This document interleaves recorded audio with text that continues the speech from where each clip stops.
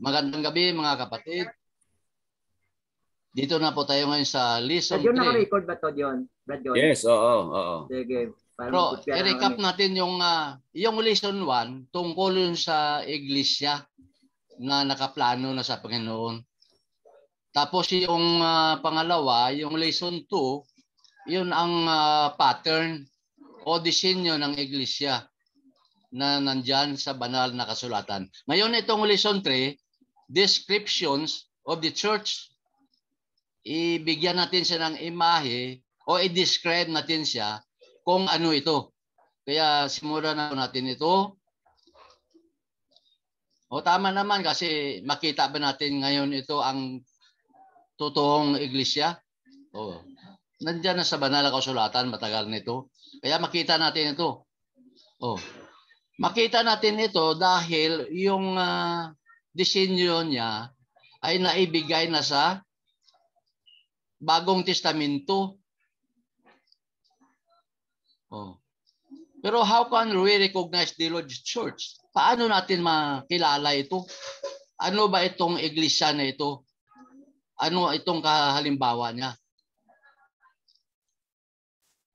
Ang Bagong Testamento nagbigay ng the New Testament Church describe the church sa maraming mga paraan.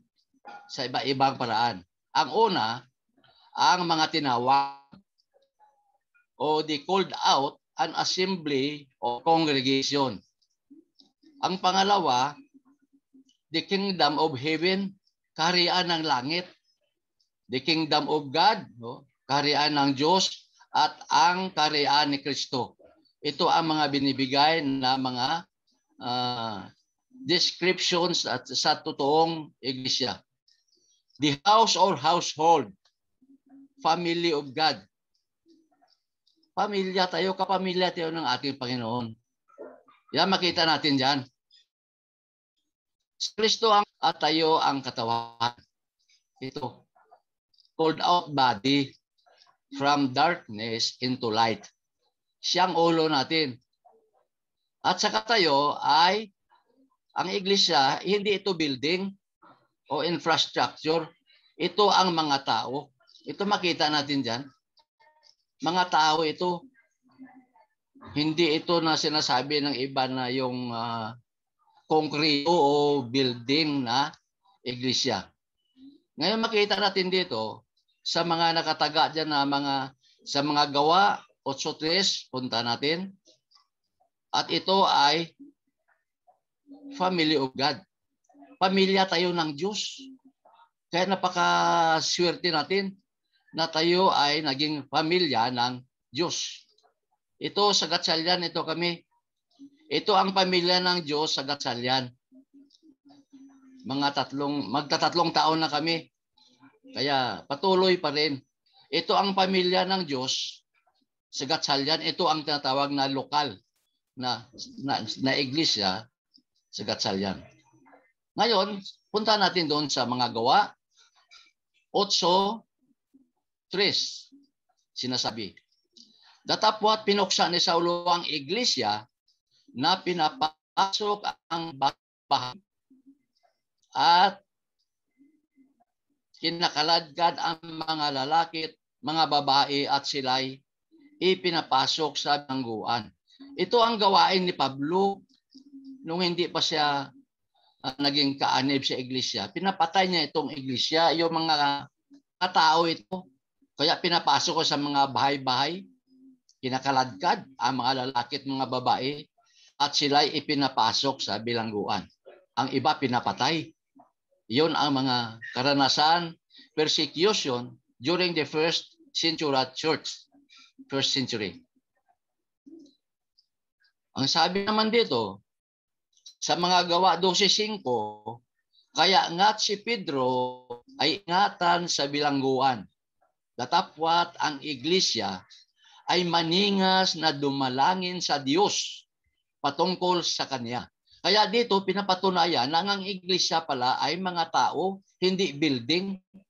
Paano makapanalangin ang isang infrastruktura o building? Kaya mga tao ito. Kaya nanalangin nang maningas ang mga tao sa iglesia. Ang sabi pa rin ng Biblia, sa 1 Korinto, Kabanata 3, Talata 9, sapagkat tayo ay mga kamanggagawa ng Diyos, kayo ang bukid ng Diyos, ang gusali ng Diyos. Ito nagpatotoo lamang ng iglesia ay kamanggagawa ng Diyos. Mga tao ito. Tayo ang bukid ng Diyos. Oh. Tayo ang gusali ng Diyos. Oh. Kaya hindi ito building. Nakasaad dito na tao. Bukid ito kung saan may dapat pagtaniman.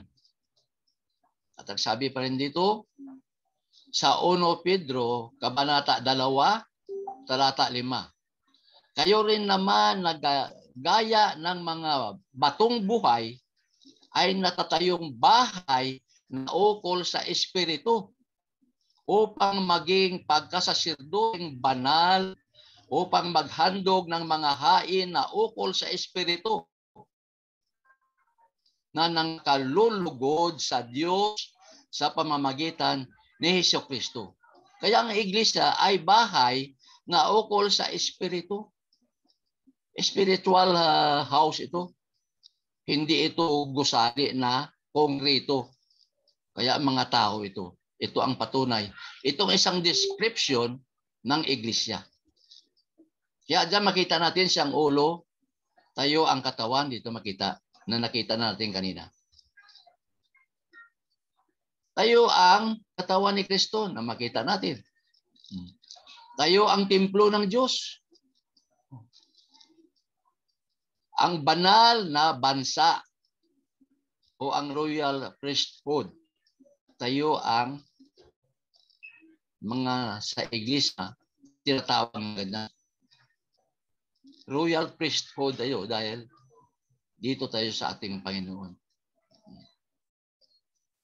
Ang bawat isang description na ito ng iglesia ay makatulong sa atin para makita natin kung anong diferensya sa aspeto ng nito. What is the difference? We can see the difference, the aspects, nature, ang kanyang particular, kanyang pag-ugali. Makita natin pa rin dito, at inyong makikilala ang katotohanan at ang katotohanan ay magpapalaya sa inyo. Totoo ito dahil ang katotohanan ay nasa kanyang iglesia. Isa yan sa description ng iglesia na totoo, na binigyan ng buhay ng ating Panginoon. Sa 2 Timoteo, Kabanata 2 at 15 talata, ang sabi, pagsikapan mong humarap na subok sa Diyos, manggagawang walang anumang ikahihiya na gumagamit na matuwid ng salita ng katotohanan. Sino ang gumagamit ng salita ng katotohanan? Di ba yung iglesia? Isa ito sa description ng iglesia na tayo ay gumagamit ng matuwid na salita ng katotohanan. Kaya huwag tayong mahiya. Ito ang dinadala natin ay ang totoo. Hindi tayo nagsisinungaling dahil ang ating sinasabi ay nakasulat sa banal na kasulatan. Ito ang kingdom.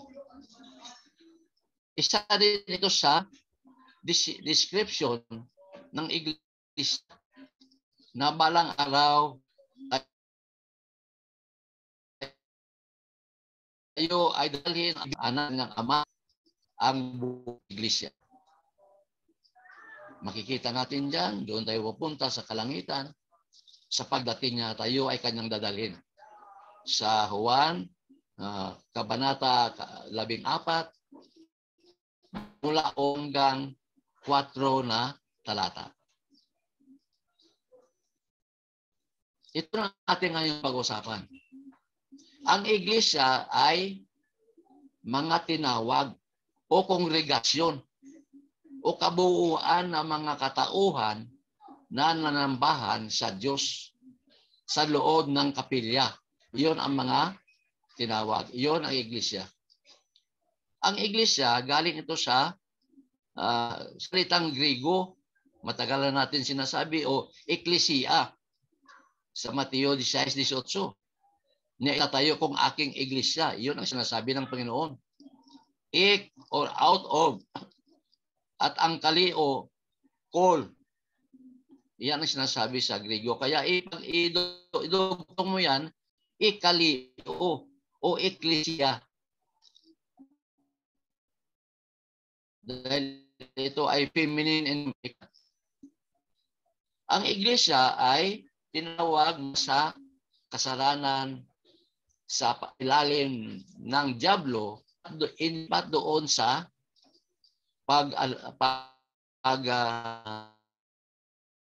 lingkod na may tuwagan ating Panginoong Hesus. Hindi tayo doon. He called out from the darkness.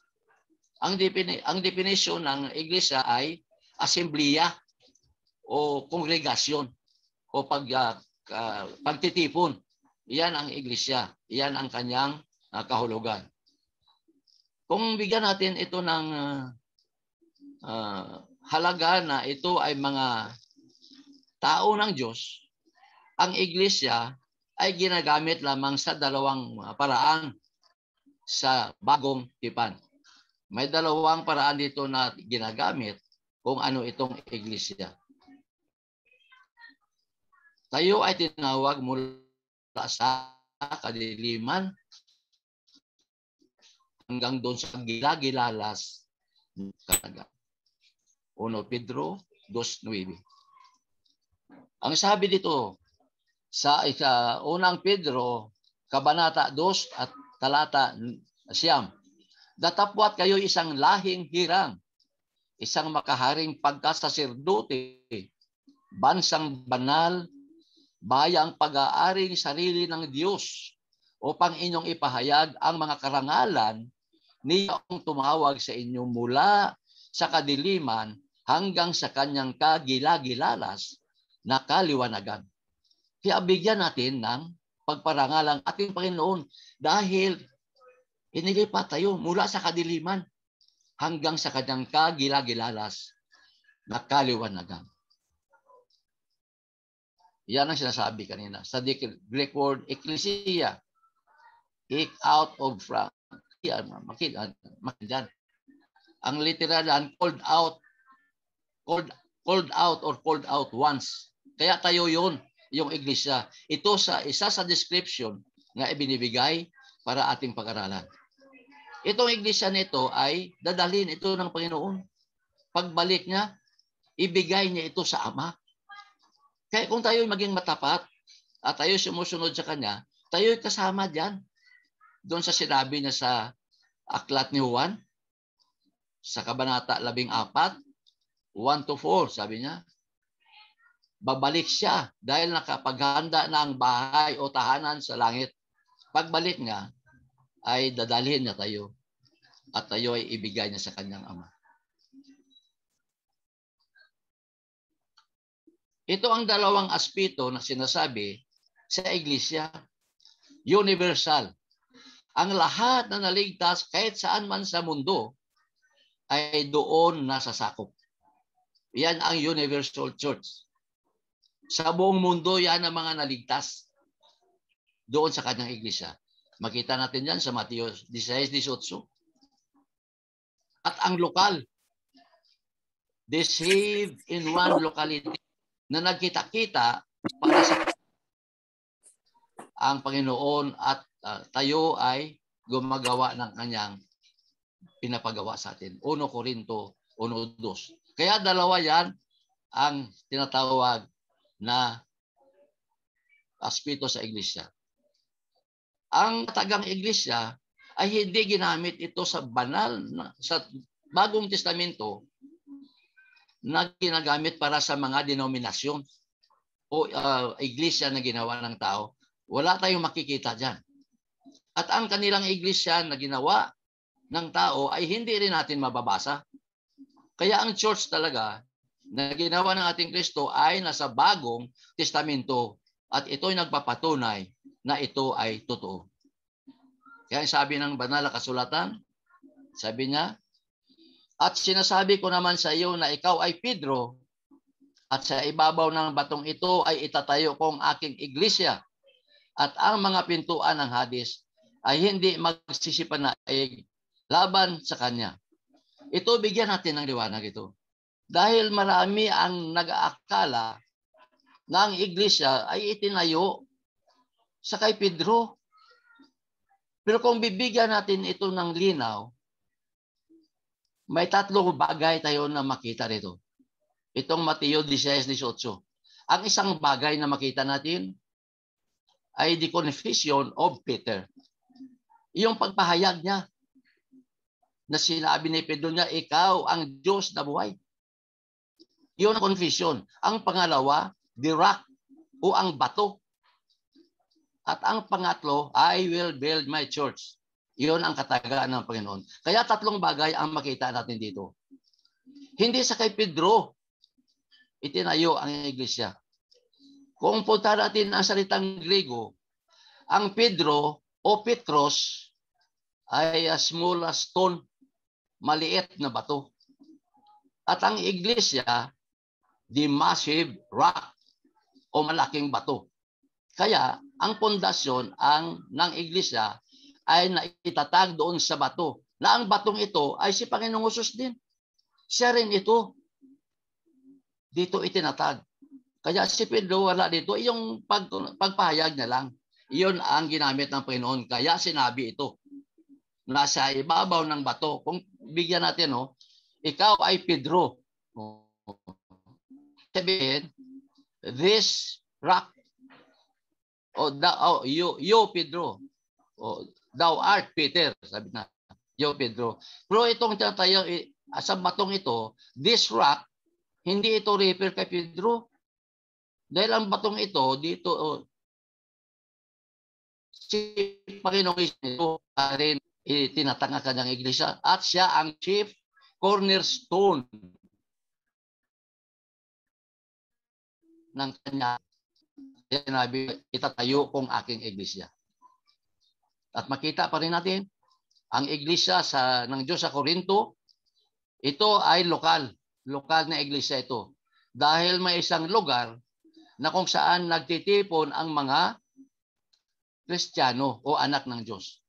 Sa makatuwid bagay sa mga pinagiging banal kay Kristo Jesus, na tinawag na mga banal na kasama ng lahat ng mga nagsisitawag sa bawat dako sa pangalan ng ating Panginoong Jesucristo na kanila at ating Panginoon. Kaya may universal at saka may lokal. Ang universal, the whole world. Yan ang universal. That is the universe. At ang lahat ng mga iglesia sa mundong iyan ay ililigtas ng ating Panginoon. Ililigtas. Lokal ito sa Gatsalyan. Kaya dalawang klase, universal at saka lokal. Logatibo. Ngayon ito sa universal, iglesyang ito, ang ililigtas niya. Dito sa buong mundo, ang kanyang iglesia na itinayo niya. The whole world na yan, kaya tatawag na universal church. Ito ang iglesia na kanyang iligtas. Kahit saan mang dako, sa buong mundo. Dahil yan ang nakasaad sa banal na kasulatan.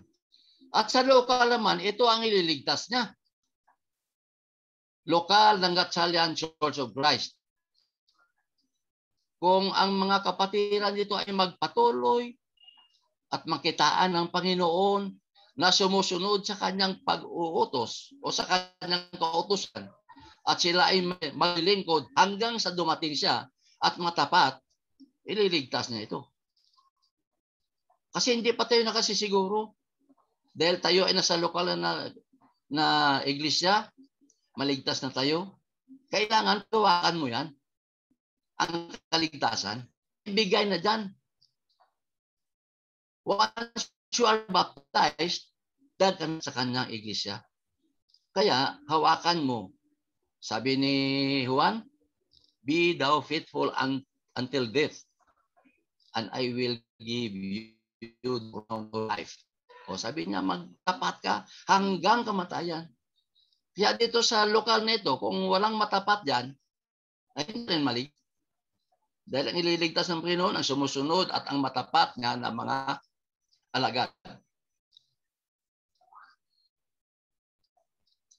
Ang iglesia ay kaharian. Punta natin ang mga sitas dyan. Ang iglesia at ang kaharian ay ginagamit sa ibang bagay. Interchange, pwedeng iglesia, pwedeng kingdom. Makita rin natin dyan sa banal na kasulatan. Sa Bagong Testamento yan. Sa Mateo 16:18, makita natin dyan. Mateo 26:29, 1 Corinto 11:20 hanggang 34. Yan ang sinasabi. When kingdom of heaven is used, kung ang ginagamit natin ay ang kaharian ng langit, ito ay tama doon sa pinanggalingan ng iglesia. Mabasa natin yan sa Mateo 3:2 at sa 4:17. Makita natin dyan mamaya sa Biblia. Kung sabihin natin na kaharian ng Diyos, ang ginagamit ito ay napatungkol sa divine architect who planned the church from the foundation of the world. Ang nagpaplano. Itong arkitekto, pag sinabi natin na kaharian ng Diyos. Mabasa rin natin mamaya dyan sa Mateo 6:26-29. Kung nagamit natin ang kaharian ni Kristo, ito ay it refers to the builder. O si Kristo na yan. For Caesar, his own blood, Acts 20:28, and head of the church, Colossians 1:13. Si Kristo na ito, kingdom of Christ. Pero sinabi ko kanina, pwedeng gawin ito na interchangeably. It depends upon the text or the context that it is used. Yan, kingdom of heaven. Makapunta natin dyan. Yan, kingdom. Ang iglesia ay one of the description, the church is the kingdom. At sabi dito sa Mateo 23:2, magagsisi kayo sapagkat malapit na ang kaharian ng langit. Anong kaharian ito ng langit na sinasabi ng ating Panginoon? Ito ang kanyang iglesia. Dahil once you will repent, and then you will lead to be baptized, ilagay ka doon sa iglesia. Itong kanyang iglesia nito, kaharian ng langit. Mateo 6:33. Datapot hanapin mo ang kanyang kaharian at ang kanyang katuwiran at ang lahat ng mga bagay na ito ay pawang idaragdag sa inyo. Ito pa rin it refers to the church. Tayo po yun. At ito naman ang sinabi ni Jesus. Sa sinulat ni Juan 18 na kabanata at talata 36. Sumagot si Jesus, ang kaharian ko ay hindi sa sanglibutang ito. Kung ang kaharian ko ay sa sanglibutang ito, ang aking mga alipin nga ay makikipagbaka upang ako'y huwag maibigay sa mga Hudyo. Ngunit ngayon ang aking kaharian ay hindi rito. Saan ang kaharian ng Diyos? Kasi sinabi niya hindi ito. He is speaking the spiritual kingdom. Because the physical kingdom is on earth, which is the church. He is talking about the spiritual kingdom. Ang sinasabi niya sa kanyang mga alagad. Kaya ang sinasabi diyan, At sinabi ko naman na sa iyo na ikaw ay Pedro at sa babaw ng batong ito ay tatayo kong aking iglesia. At ang mga pintuan ng Hades ay hindi magsisipanaig laban sa kanya. Ito na yung sinasabi kanina na kaharian ng Diyos. It refers to His church. Ito ang kanyang kaharian. At sinabi ko na hindi sa kay Pedro kundi sa bato.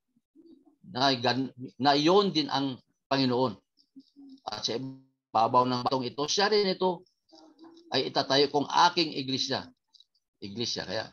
Because he is the chief cornerstone according to Corinthians, di ba? Mabasa din natin mamaya yan. At ang sabi pa dito, datapwat sinasabi ko sa inyo na buhat ngayon ay hindi na ako iinom nitong bunga ng ubas hanggang sa araw na yaon na inumin kong panibago na mga kasalo ko kayo sa kaharian ng aking Ama. Ito na yon ang puntahan natin. This is the kingdom of God na ito ay nasa langit. Tayo pupunta. Yung iglesia na spiritual dito sa lupa ay dadalhin na tayo doon sa Ama na ayon sa Korinto, ibigay niya tayo sa kanyang Ama. At ang sinasabi pa, mangagsisi kayo sapagkat malapit ng kaharian ng langit. Kaharian ng langit. Sabi niya, mula noon ay nagpasimulang mangaral si Jesus at magsabi, mangagsisi kayo sapagkat malapit na ang kaharian ng langit. Ito naman, ang kaharian na ito ay yung kanyang iglesia. Dahil ang tao naman, sabi ko kanina, na magsisi, kasi 5 steps of salvation, scheme of redemption, hear, believe, repent, confess, and baptism. Ito dito na at ibigay sila doon sa kanyang kaharian. Malapit na ang kaharian ng langit. Ito ang sinasabi niya na sa iglesia. Dahil ang nagsisi ay at nabautismuhan ay kanyang idinagdag sa kanyang iglesia. Matthew 6:23, yung sinabi kanina. Datapwat hanapin mo na ang kanyang yan at ang lahat ng mga bagay na ito ay pawang idaragdag sa inyo. Sinasabi dito, dahil ito this is a part of Christ Sermon on the Mount, dahil ang Sermon on the Mount nagsimula sa Mateo 5 hanggang Mateo 7. Diyan ang kanyang Sermon on the Mount.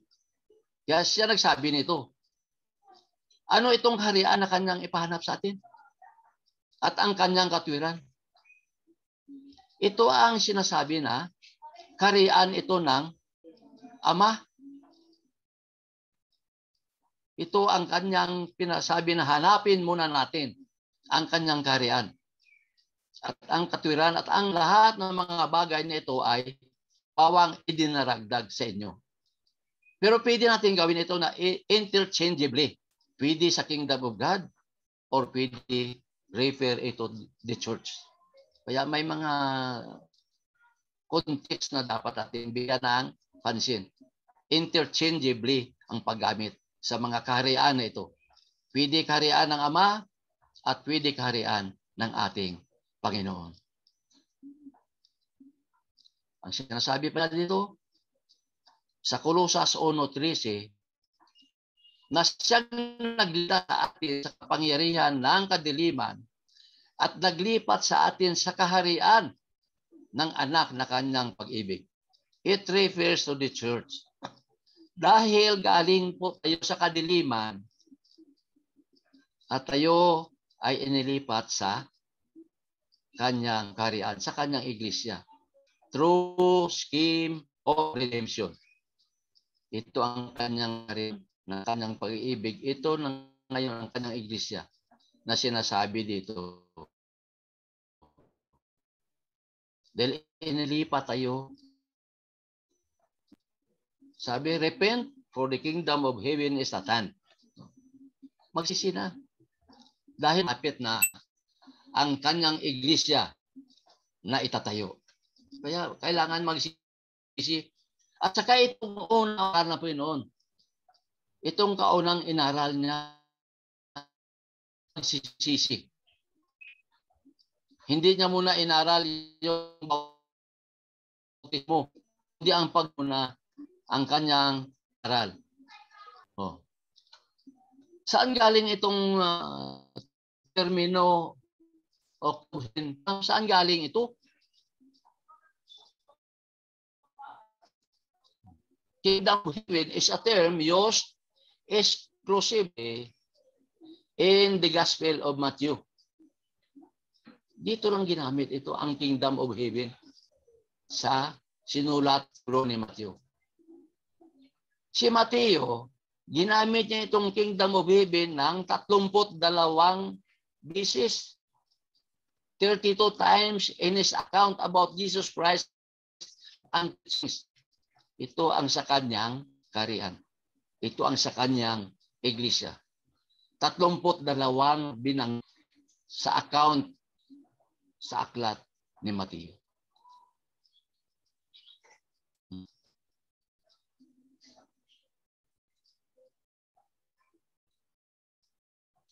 However, Matthew uses the term kingdom of heaven and kingdom of God interchangeably. Yun ang sinasabi ko kanina. Pwede niyang sabihin o pwede sabihin na karian ng langit, karian ng Diyos. Yan ang sa account ni Matthew. Kaya this kingdom, the good news of the kingdom will be preached in all the inhabited earth. Oh, ito ang sa kanyang iglesia. Mateo 24, 14. Ang good news ng karian na ipangaral sa lahat ng mga nananahan sa mundong ito. Yan ang tinatawag na magandang balita. Jesus answered, "My kingdom is not of this world. If my kingdom were of this world, my servants would fight so that I should not be delivered to the Jews. But now my kingdom is not from here." So ito nasabi niya na spiritual kingdom na doon sa Ama. Kasi siya babalik na sa Ama at sinasabi niya mga taga nito. Kaya yung huling hapunan, sabi niya magmula ngayon ay hindi niyo na ako makasama sa pag-inom ng katas ng ubas na ito. Dahil ako ay babalik na sa Ama. At tayo ay kanyang hintayin upang doon tayo magkasama, nakasama natin ang Panginoon. Itong kingdom na ito ay hinulaan na pala ito bago pa dumating ang ating Panginoon. Sa Zechariah 14:9, God's kingdom will soon be established on earth at ako magiging hari sa buong lupa. Sa araw na yaoy, magiging ang Panginoon ay isa at ang kanyang pangalan ay isa. Ang magiging future tense, magiging hindi pa naging o maging in future tense ito, kaya darating kanyang kaharian will soon be established on earth. Kaya in kingdom of heaven and kingdom of God. Ang kaharian may apat na mga bagay na dapat nating malaman. Ano ito sila? May hari, may territory o lugar. Yan, buong mundo. Territory ng ating kaharian na yan. At may subjects, citizens. Oh, our citizenship is in heaven. Passport to heaven. Kaya tayo ito kanyang iglesia. Dahil siyang ulo, siyang ang hari. At may batas. o may kasugan o utusan. Ang law. Yan, the law of God. Ang banal. Yan pala ang mayroon dapat ang kaharian. May hari, may lugar sa nasakop, may mga mamamayan o nanyang kaharian, at may batas na sinusunod, ang banal na kasulatan. Kaya makikita ito sa kanyang iglesia. Ito ang nakikita sa kanyang iglesia. Ang sinasabi sa Pilipos 3:20, sapagkat ang ating pagkamamamayan ay nasa langit, mula doon hinihintay naman ang tagapagligtas, ang Panginoon Hesukristo. Doon ang citizenship natin sa langit. Kaya wala tayong headquarters. Sa headquarters doon sa langit. Ang kanyang iglesia walang headquarters dito sa lupa. Dahil sa langit ang ating pagkamamamayan. Iyan ang sinasaad sa banal na kasulatan. Our citizenship is in heaven. Doon tayo. Sa Pilipos 3:20, yun ang sinasabi. Nakahanda na yan doon para sa atin, sa mga taong matapat. Doon ang ating pagkamamamayan. Hindi dito sa lupa.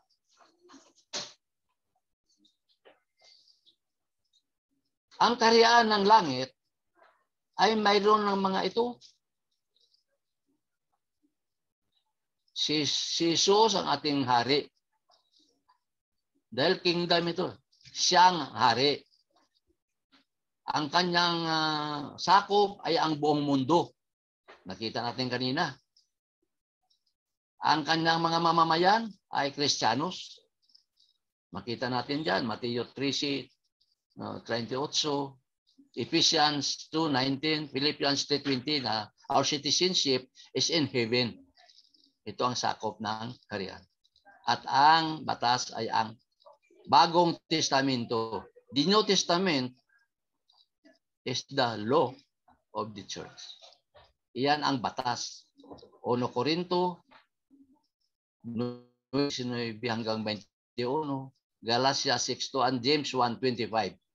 Iyan ang nakasaad sa banal na kasulatan. Kaya basahin natin. Sa 1 Corinto, Kabanata 15, talata 25 hanggang 26. Sapagkat kinakailangan siya'y maghari hanggang mailagay niya sa ilalim ng kanyang mga talampakan ang lahat niyang mga kaaway. Ang kahuli-hulihang kaaway na lilipulin ay ang kamatayan. Natapos na yan. Namatay siya. Inilibing. At nabuhay ng 3 araw. Kaya nalupig niya ito. Nalipol niya na itong kamatayan. Kaya siya dapat maghari. Dahil nagawa niya ang lahat ng mga ito. At ang sabi pa ng banal na kasulatan, at mula kay Hesukristo na siyang saksing tapat, na panganay sa mga patay at pangulo ng mga hari sa lupa, doon sa umiibig sa atin at sa nagkalag sa atin sa ating mga kasalanan sa pamamagitan ng kanyang buhay. Siya ang matapat na saksi. Panganay sa mga patay dahil nabuhay siya uli. Pangulo ng mga hari lahat sa lupa. Kaya siya ang Lord of Lords and Kings of Kings. Ano pa rin sinasabi ng Biblia?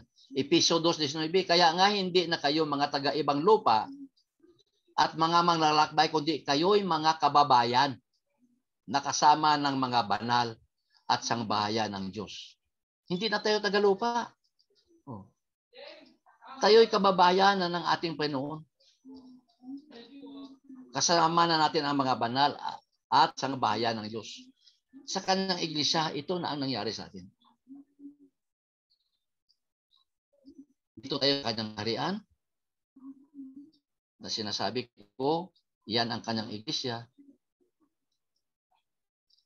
At sabi pa ng Biblia, sa Santiago 1:25, ngunit ang nagsisiyasat ng sakdal na kautusan, ang kautusan na hayaan, at nananatiling gayon na hindi tagapakinig na lumilimot, kundi tagatupad na gumagawa, ay pagpapalain ang taong ito sa kanyang ginagawa. Dito na po tayo. Sa sakdal na kautusan. Ang kautusan ng kalayaan. The law of love. Pag-ibig na. Yan ang kautusan ng pag-ibig. O yun ang batas ng pag-ibig na pinairal sa atin ng ating Panginoon. Dahil tayo ay nasa kanyang kaharian. God loves you more than anything. Alam mo yan? Mahal tayo ng Diyos.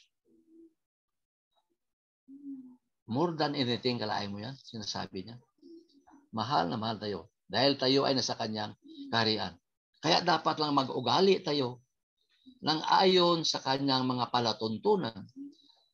Dahil mahal na mahal tayo sa lahat ng mga bagay.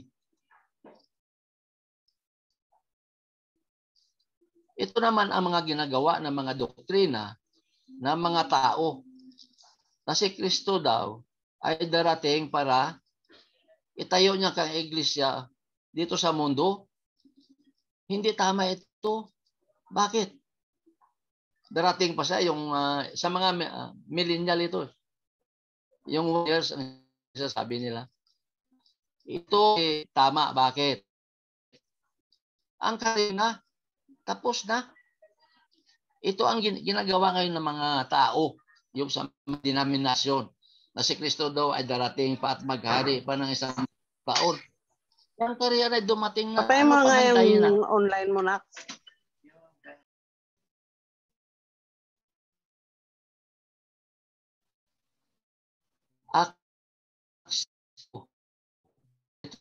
Dumating na.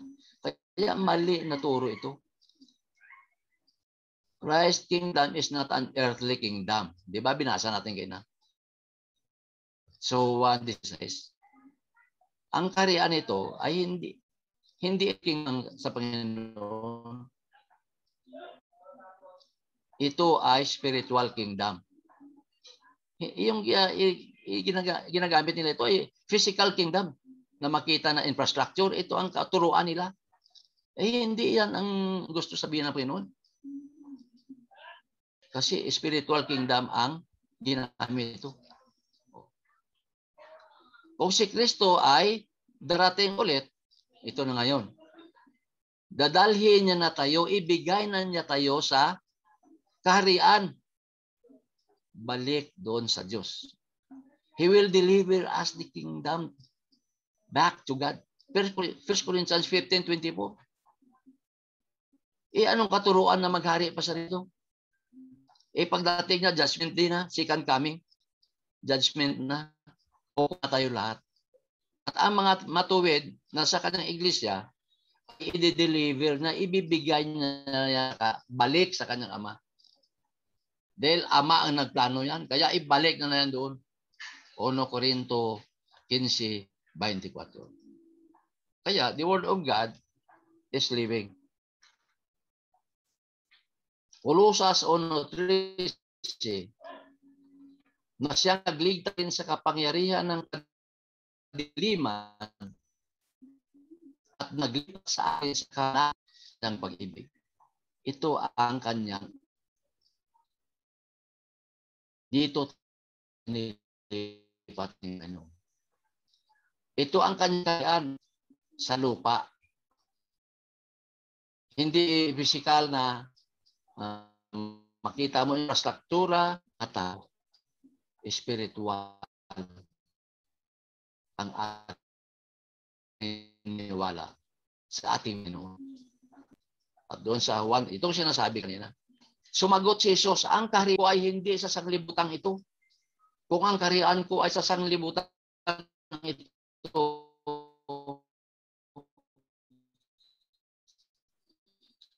ang ating mga liipin niya ay makikipagbaka o o pag ay babalik, sika namin at magpatayo. Na dahil ang kaharian ng Panginoon ay walang mundo. We are talking about the spiritual kingdom which is in heaven. Hindi ito kaharian sa sanlibutan. Pero sa atin na sa kanyang iglesia, tayo ay nasa kanyang kaharian. Dahil siya ang ating hari. Pero hindi tayo yung material o physical na kingdom. Hindi. Tayo ay spiritual kingdom. Kasi tayo ay nilipat na sa kagilagilalas na liwanag o kung saan ang iglesia. 1 Korinto 15 kabanata at talata 24. Ito na. Kung magtagayoy, darating ang wakas. Ito, last day, judgment day. Pagka ibibigay na niya ang kaharian sa Diyos, ibigay niya na, ibalik na doon sa Diyos. Sa makatwid bagay sa Ama, pagkalilipulin na niya ang lahat ng paghahari at lahat ng kapamahalaan at kaparihan. Ito na ang mangyari sa araw ng paghukom. Ibabalik na o ibibigay ang iglesia o ang kaharian ng Diyos. Ibibigay niya na.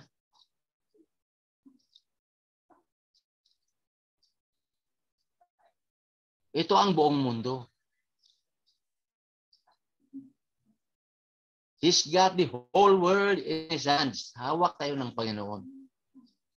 Ito ang buong sanlibutan. Mateo 25:34. Kung magkagayo siya sabihin ng hari siya na nga sa kanyang kanan, magsiparito kayo, mga pinagpala ng aking Ama. Manhin sa inyo. Buhay tatag ang sanglibutan. So meaning to say, before the creation, the church was already planned. Kasi nangyari na ito, buhat ng ang sanglibutan. Hindi pa nagawa ang mundo, nakaplano na pala ang iglesia na itatayo ng ating Panginoon. Ito ang sinasabi ng banal na kasulatan. Nakaplano yan, yung kanyang iglesia. Bago man yan, lalangin ang mundo. The church is the household family of God. Pamilya tayo ng Panginoon. Dahil siyang ating Ama, tayo ang mga anak, family of God. The church is called God's house. Sa Efeso, kabanata 2, talata 11. At sa 1 Timothy, chapter 3, verse 14 to 15. Ang Diyos ay ating Ama.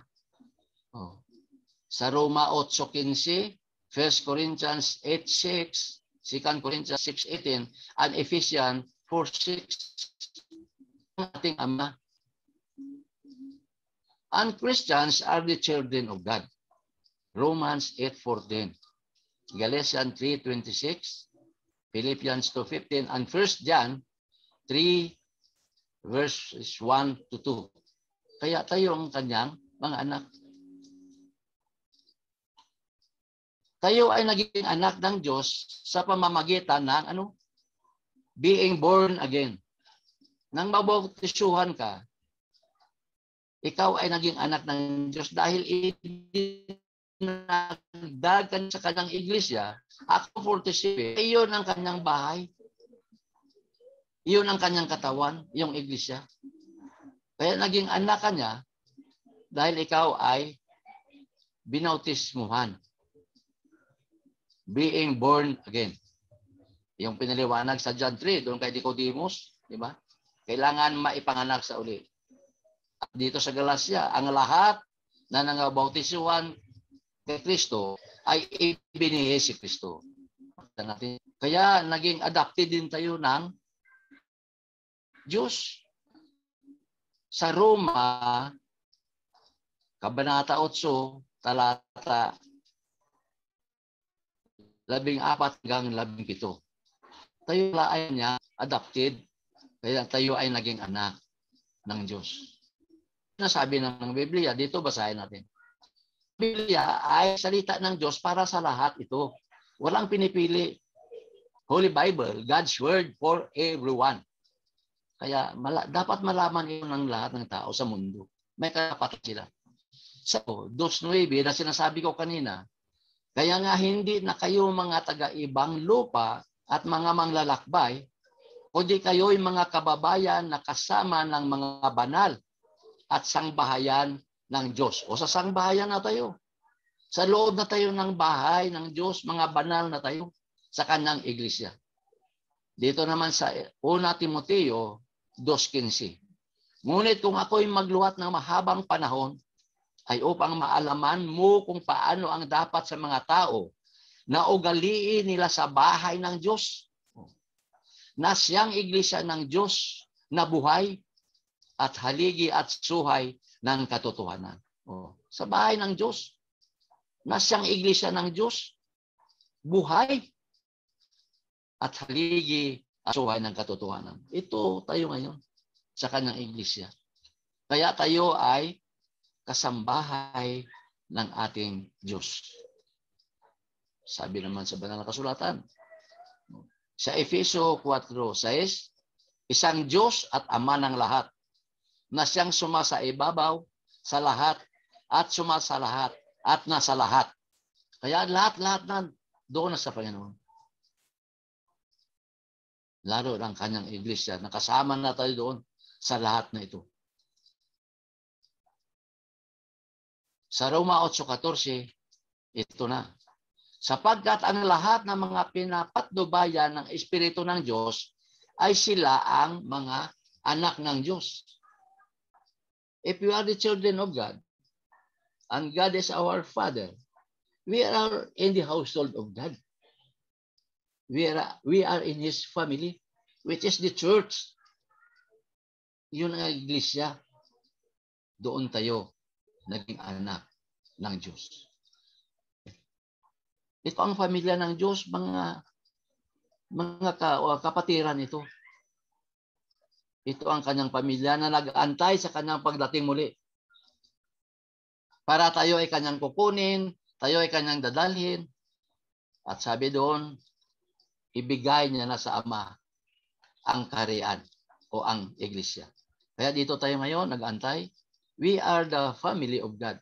We are in the household of God. God's family, the church. Ito. Ang iglesia ay ang pamamahay ng Diyos. Dito. Kasi ang iglesia nito ay sa Kanya. Tayong katawan, siyang ulo. So we are one family. God's family. The church is the body of Christ. Si Kristo ang ulo na nagbibigay ng mga kung ano ang gagawin ng katawan. Siya ang nagbibigay. He gives direction to the body. What the body will do. He will follow or he will obey the commandment of God. Kaya siya ang magbigay nito ng kung ano ang dapat gawin. Sa Efeso 1:22-23, Colossus 1:18, Ephesians 5:23-24. Diba? Christians body. Tayo ang mga kapatiran na sa loob ng katawan.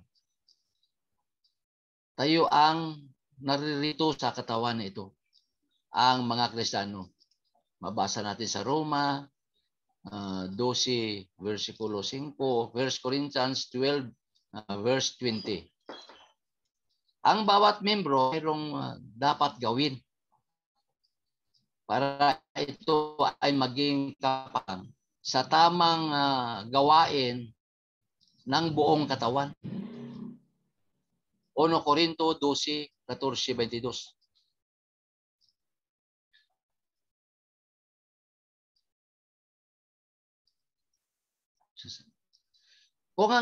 If one member suffers, suffer with it.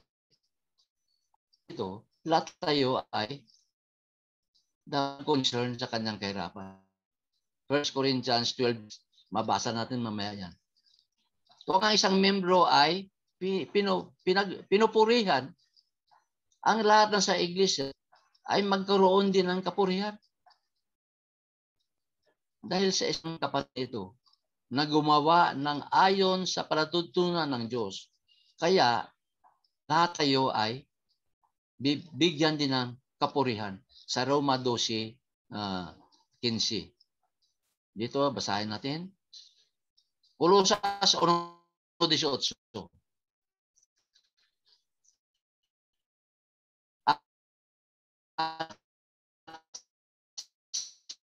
Siya ang ulo ng katawan sa makatuwid bagay ang iglesia na siya ang anay, siya ng kadakilaan. Siya ang ulo ng katawan. We are the body and He is the head of the body.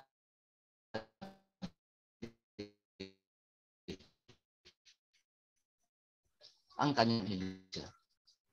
Nasabi dito, 1 Corinto 12:20.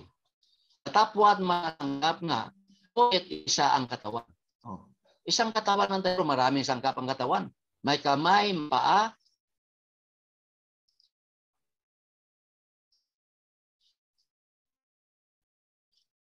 maraming sangkap. Pero isa lang katawan sa Panginoon. Na marami tayo na mga sangkap, ngunit isa ang katawan. At dito, ibang gawain ang mga Kristiyanos. Ang mga sangkap nito ay iba't ibang gawain. May gagawa dyan kung magaling ka sa music, mag-song leader ka. Kung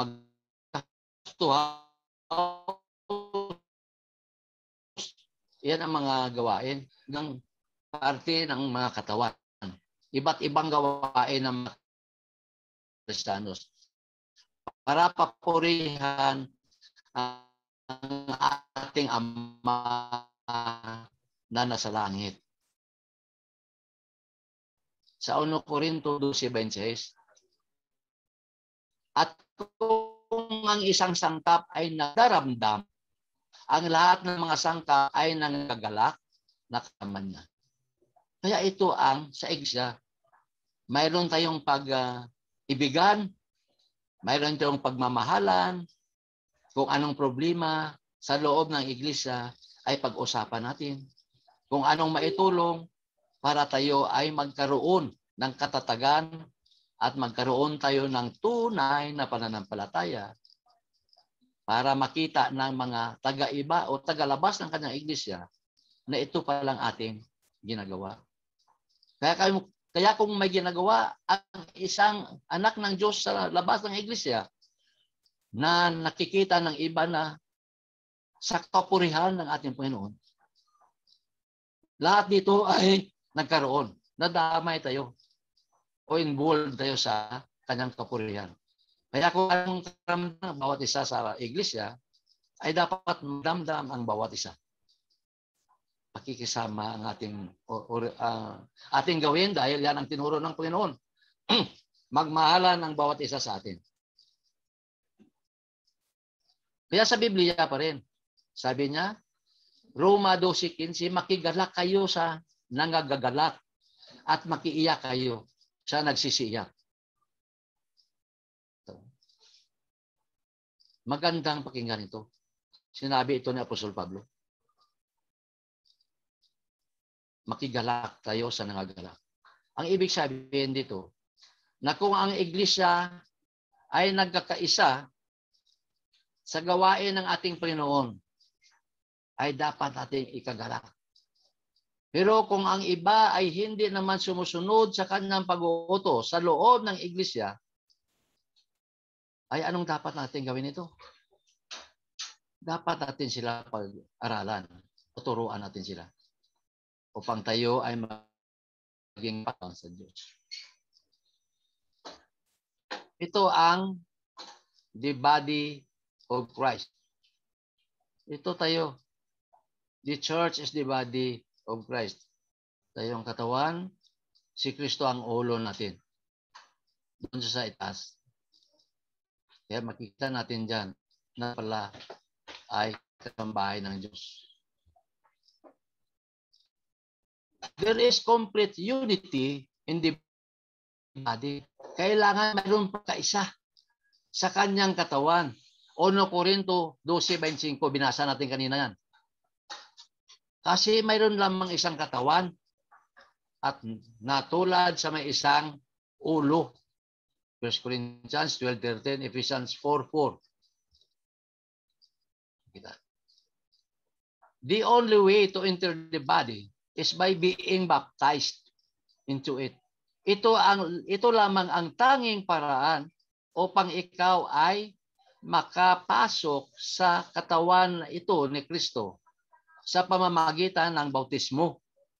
1 Corinto 12:13 at Efeso 4:5. Makita rin natin dyan. Kaya anong sinasabi ng banal na kasulatan? Dahil Biblia ang ating tinutunghayan dito. Hindi tayo kumukuha ng ibang material sa labas. Ito ay ang Biblia. Sa 1 Corinto 12:25, upang huwag magkaroon ng pagkabahabahagi sa katawan, kundi ang mga sangkap ay magkaroon ng magkasing isang pag-iingat sa isa't isa. Kaya para walang division. Sa Corinto, uso ang division noong first century. Nagkabahabahagi sila. Dahil may mga gawain sa iglesia na ginagawa na hindi dapat gawin. At dito pa rin sa Corinto, sapagkat sa isang espiritu ay binabautismuhan tayong lahat sa isang katawan. Maging tayo'y Hudyo o Grego, maging mga alipin o mga laya, at tayong lahat ay pinainom sa isang espiritu. Isang espiritu. Because we were baptized into one spirit. Tayong lahat sa kanyang katawan. Tayong lahat na sa kanyang iglesia ay dumaan sa bautismo. Dahil that is the only way how to enter into His church sa pamamagitan ng bautismo. Sa scheme of redemption, that is one of the 5 things to be executed. Iyong bautismo. Sabi sa Efeso 4:5, isang Panginoon, isang pananampalataya, at isang bautismo. So, tayong lahat ay nakaranas ng isang bautismo, kaya tayo ay naging anak at tayo ay naging kasama sa bahay ng ating Diyos. Ito ngayon, sabi ko kanina sa Corinto, may division. Nakita niyo yung biyak na yan? Kaya makita natin dyan, the causes of division. Ito ang causes kung ano ng division. Ang isa, pride. Isa yan. Na magkaroon ng pagkabahabagi. Pangalawa, misunderstanding. Hindi nagkakaunawaan sa loob ng iglesia. Kaya mayroong pagkabahabahagi. Pangatlo, insecurity. Ayaw na sa turo ng iba ba? Mayroon siyang sariling katuruan sa kanyang, parang hindi pa siya sure kung ano siya, bakit nandyan siya sa iglesia. Kaya insecurity. Dahilan yan, isa sa dahilan kung bakit mayroong pagkababahagi. At ang pang-apat ay idolatry. Hindi ito sa mga larawan na yung statue or mga santo-santo. Ang idolatry nito, maraming bagay ito. Mayroon sa pira ito. Mayroon sa pamamalakad ng iglesia. Mayroon sa ayaw nila ang nangunguna sa iglesia. Dahil kung itong nangunguna, hindi naman angkop doon sa pinapagawa ng Panginoon, dito madagdag dito sa parang iniidolo mo siya. Ito ang 4 causes of division. Kung mayroon ito ang isang iglesia, magkaroon ng bitak. there will be division among brethren. At marami nang nangyari ito lahat. Marami na tayong nakikita ng mga iglesia nagkahiwa-hiwalay dahil sa apat na mga bagay na ito na hindi dapat ito pairalin. Di ba sabi ng Panginoon? He is not the author of confusion, ang Panginoon. Siya ang author ng katahimikan. Walang kaguluhan para sa Kanya. Ang iglesia ay templo ng Diyos.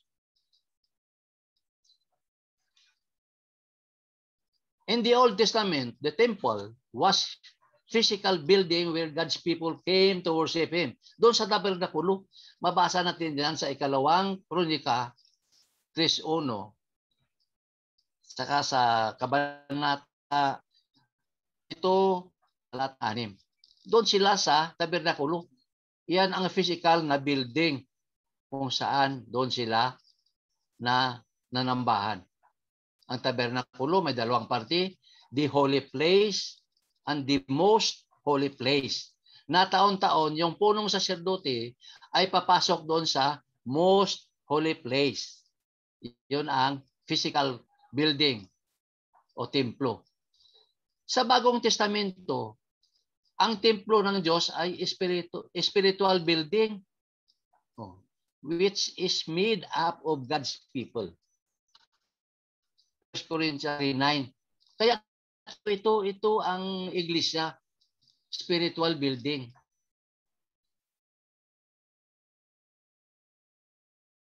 Tayo ito ay ginawa buhay, batong buhay. Ang mga tao na ito, spiritual being ito. Sa 1 Peter 5, makita natin dyan. It is built upon the foundation of the apostles and prophets with Jesus Christ as the chief cornerstone. Kaya ang sinasabi ko kanina na yung bato, hindi si Pedro yun. The confession of Peter made God to establish His church. Ang bato na yon, o the small rock, o Petros sa Griego, small rock, ay ang pundasyon. At iyon din ang ating Panginoon. Dahil siya nga dito sinasabi ang chief cornerstone. At ang iyong Petra, iyong iglesia, the massive stone, o malaking bato, iyon ang iglesia. At ang bato na yun ay si Kristo. Upon the confirmation, upon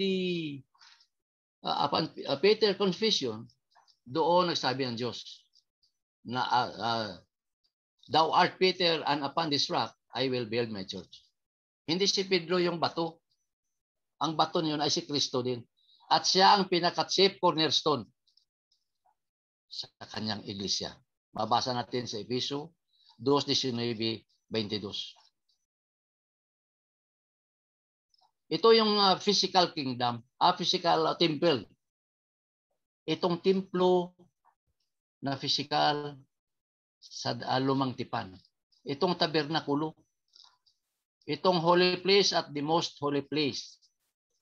Ang usok niyan, ibig sabihin kasama nila ang Diyos. Kaya makikita natin, physical na physical.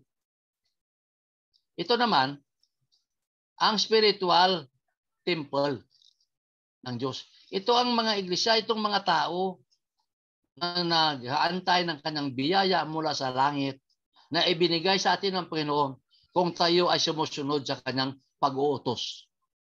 Kaya naghintay, ito ang spiritual building o ang kanyang iglesia dito sa sanlibutan. Ano sinasabi ng banal na kasulatan? 1 Corinto 3:9. Sapagkat tayo ay mga kamanggagawa ng Diyos. Kayo ang bukid ng Diyos, ang gusali ng Diyos. Ito ang spiritual kingdom, yung kanyang iglesia. Ito, kasi tayo ay kamanggagawa ng Diyos. We are doing His will. Diba? Kamanggagawa. Kasama natin siya. Tayo ang bukid. Tayo ang taniman ng Diyos. At tayo ang gusali Kaya tayo ang templo ng Diyos, spiritual temple on earth. Anong sabi pa rin ng Biblia? Sa 1 Pedro 2:5, ito ang sinasabi. Kayo rin naman na gaya ng mga batong buhay ay natatayong bahay na ukol sa Espiritu upang maging pagkasaserdoteng banal, upang maghandog ng mga hain na ukol sa Espiritu na nangakalulugod sa Diyos sa pamamagitan ni Hesukristo. Ano ito? Natatayong bahay na ukol sa Espiritu. Ito ang kanyang iglesia. This is the spiritual temple on earth. Kasi dito niya itinayo ito. The day of Pentecost. Kaya ito ang spiritual kingdom ng ating Panginoon. O pagkasaserdoteng banal. Holy. Spiritual. At naghandog ng mga hain na ukol sa Espiritu.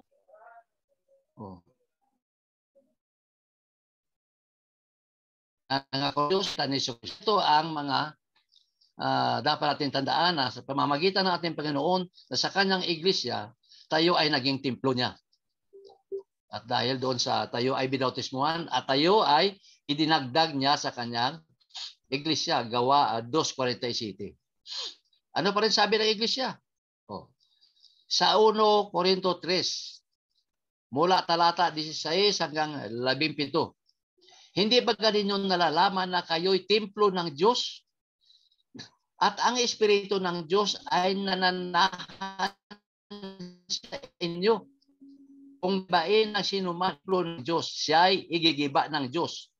Sapagkat ang templo ng Diyos ay banal, ng templong ito ay kayo. Temple of God is holy.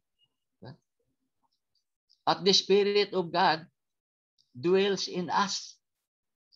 Nananahan sa atin. Kaya pag sinira mong templo na ito, ay malaki sasagutin natin ang Panginoon sapagkat gigibain siya ng Diyos. Kung ikaw man ay nasa kanyang templo na at hindi ka naman sumusunod sa kanyang pag-utos, you are not doing His will. Anong sabi sa iyo balang araw? Hindi kita kilala. Get out from me, those who are doing iniquities. Matthew 7, verse 21 up to 23. Dahil sa sinabi man ni Pedro, 1 Pedro 4:17, ang paghuhukom ay magsimula sa pamamahay ng Diyos. Di ba? Simulan sa atin judgment, hindi sa iba. At kung magsimula sa atin, na kung ang matuwid ay bahagya. So there is a problem. Kung tayo ka na sa loob ng kanyang iglesia ay bahagyang makaligtas, paano pa kaya yung wala sa kanyang iglesia? Bakit bahagyang makaliligtas? Dahil sa kanyang iglesia, may mga kapatiran naman na hindi naman gumagawa kung ano ang kanyang ipagawa. Kaya nagkaroon niya ng division. Dahil sa kung ano-ano ang ginagawa. Kaya tayo ang unahin ng Diyos sa Judgment Day. At kung tayo ay bahagya, kaya yung bahagya, punuan natin. Kung mayroon tayong ginagawa na hindi maganda para sa Panginoon, huwag natin gawin yun. Yeah, nakikita ng Panginoon. Kaya kailangan maging dalisay tayo sa ating pananampalataya. Walang bahid na kasamaan. Walang dungis. Kundi kailangan malinis bago ito dalhin ng anak ibalik sa ama. Ang kaharian ito, ang iglesia na ito. God's temple is holy and you are that temple. Ikaw ang templo na yan.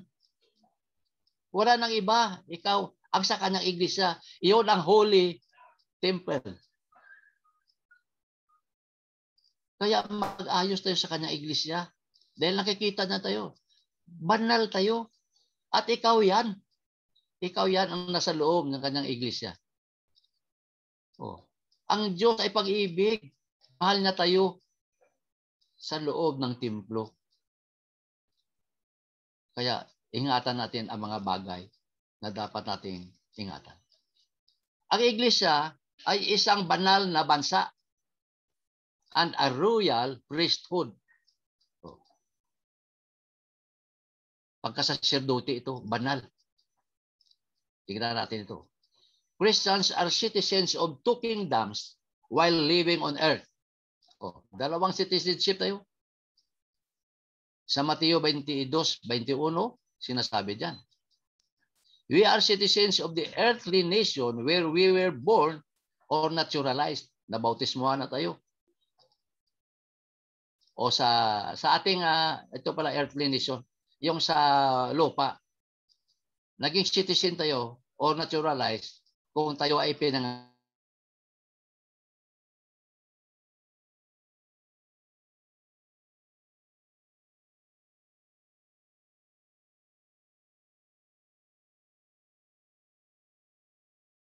dito na mamamayan ng ating Panginoon sa kanyang iglesia. At susunod natin ang mga patakaran dito sa lupa. Dahil kailangan sundin natin kung tayo ay mamamayan sa iglesia, sa kay Kristo, sundin anong patakaran dito sa lupa. Dahil ang patakaran dito sa lupa ay galing din sa Diyos. Romans 13, nabasa niyo yan? Na ang mga pamunuan at mga kautusan nito ay galing din sa Panginoon. Kaya sundin natin na kung tayo ay nasa kanyang iglesia. Ang iglesia ng Diyos, chosen nation today just as Israel was His chosen nation in the Old Testament. Tayo ito sa kanyang iglesia. God's chosen nation. Sa ngayon, tayo ito. Kasi mababasa natin dyan. At ang Israel ay chosen nation sa Old Testament. Kaya sa New Testament, ang iglesia ay chosen nation ng Diyos. Mabasa natin dyan sa Deuteronomio, Kabanata City, verse 6, Galatians 3:29, Galatians chapter 6, verse 16, and 1 Peter 2:5, going to 9, and Revelation 1:6. Mabasa natin yan mamaya. Our citizenship is in heaven where our King is God. Diyos ang ating hari. Pilipos 3:23, makita natin. Basahin natin ito. Ito ang sa lupa. Na sinasabi ko na dapat sumunod tayo. Kung mabasa niyo yung Romans 13, sumunod tayo sa mga patakaran ng lupa. Sinabi niya ito ng ating Panginoon. Sinabi nila sa kanya, kay Caesar. Nang magkagayoy, sinabi niya sa kanila, kaya't ibigay ninyo kay Caesar ang sa kay Caesar at sa Diyos ang sa Diyos. Kaya tama ito. Kaya kung sinasabi ng gobyerno na magpabakuna, pabakuna tayo. Dahil yan ang batas dito sa lupa. Huwag na tayo kung ano-anong sinasabi. Dahil iyan ay galing din sa kautusan ng Diyos na sumunod tayo. Kaya ibigay ninyo kay Caesar dito sa lupa at ibigay naman ninyo sa akin. Sabi ng Panginoon. Kaya makikita natin yan na dapat tayo sumunod sa patakaran dito sa lupa. At sabi pa rin ng banal na kasulatan. 1 Pedro 2:9. Datapwat kayo'y isang lahing hirang, isang makahaharing pagkasasirdote, bansang banal, bayang pag-aari sarili ng Diyos upang inyong ipahayag ang mga karangalan niyaong tumawag sa inyo mula sa kadiliman hanggang sa kanyang kagilagilalas na kaliwanagan. Alain mo yan? Tayo'y piling hirang. Pinili na tayo ng Panginoon. Bansang banal, sarili niya. Bakit? Upang ipahayag natin ang kanyang karangalan.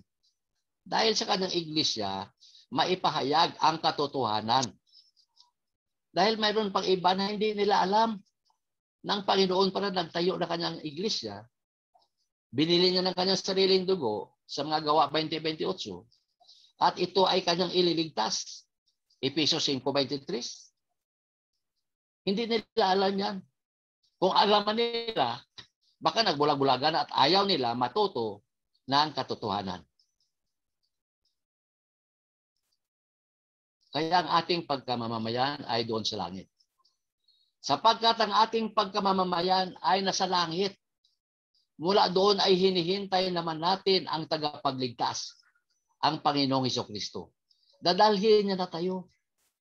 Sabi niya sa Juan, sinabi ko kanina, Kabanata 14, mula talata 1 hanggang 4.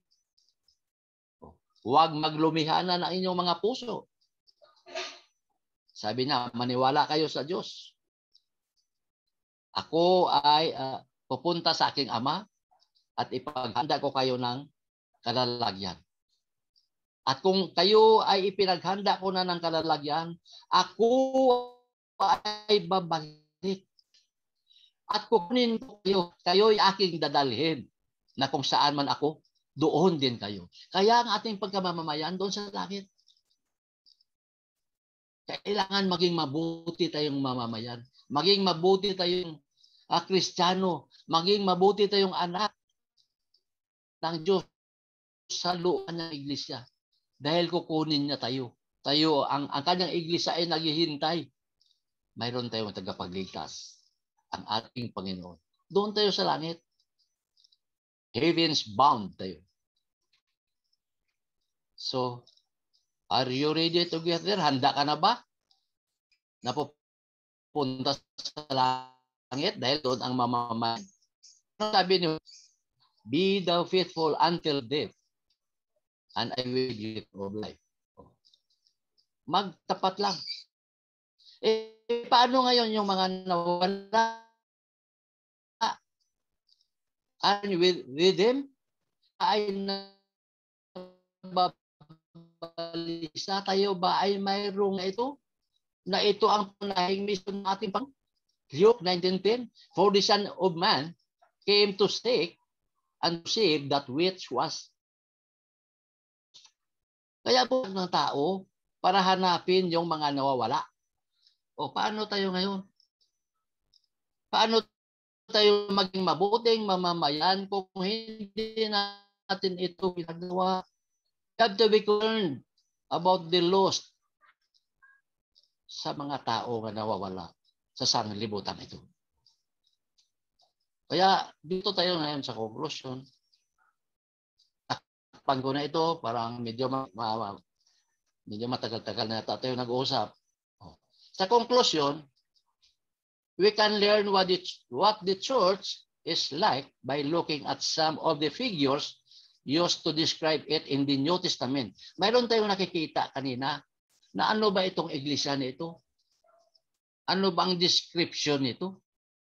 Ipinag-aralan natin kanina. Kaya bigyan natin ng halaga ito. Yan ang pinag-atin. Ang kanyang iglesia ay mayroong description sa bagong tipan. Because you are living now in the New Testament, this is now Christian dispensation. Ito ng huling dispensation ng ating mula doon sa krus sa Kalbaryo hanggang sa kanyang pagdating. Dito na tayo ngayon sa bagong testamento. Sinabi doon tayo ay tawag. Ang kanyang mga tinawag ay mula sa kadiliman, Satan's kingdom. At tayo ay kanyang inilipat doon sa kaharian ng Panginoon Hesukristo. Yan ang pinag-aralan natin. Ito ay isang kaharian sa kadahilanan na si Kristo ay siyang nangunguna dito as hari natin. At ang mga Kristiyanos ay ang kanyang mga sumulunod o mamamayan. At ang bagong tipan o the New Testament o ang Biblia sa bagong tipan ay ang kanyang mga kautusan. Napag-aralan natin na kanina. Nire-recap ko lang kasi for conclusion na po tayo. Ito ay pamamahay ng Diyos. Household ng Diyos dahil ang Diyos ang ating Ama. At ang lahat ng Kristiyanos, ang ating mga kapatiran, naging isang pamilya tayo sa pamamagitan ng bautismo. Being born again. That is the way on how to enter to the family of God. You have to be baptized. And He will add you into His church. Siya mismo ang magdagdag sa iyo. Kaya ito naman, kung may mga katanungan naman tayo,